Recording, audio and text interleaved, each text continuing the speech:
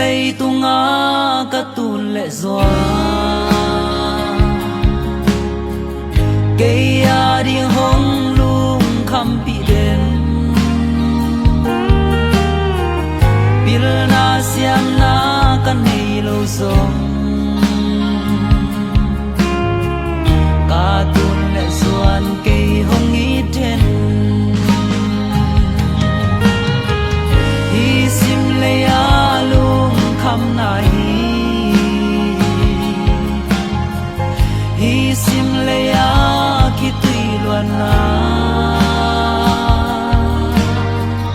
lung kham lung zing in ka ong chia ka tun le suan tha hong guan hi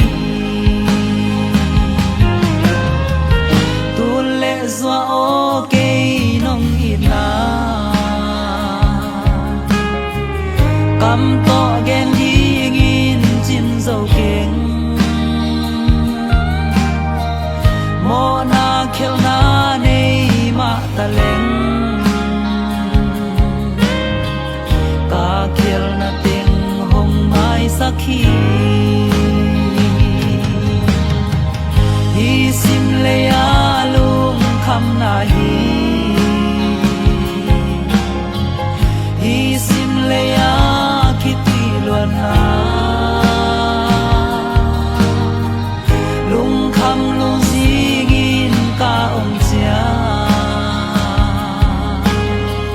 ka tun le zuan tha hong guan hi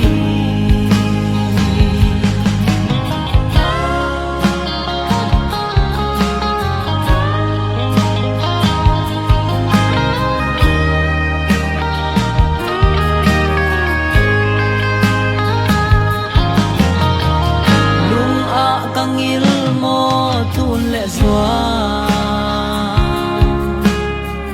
selung va bang kapil na di biakin sangin na hong khaden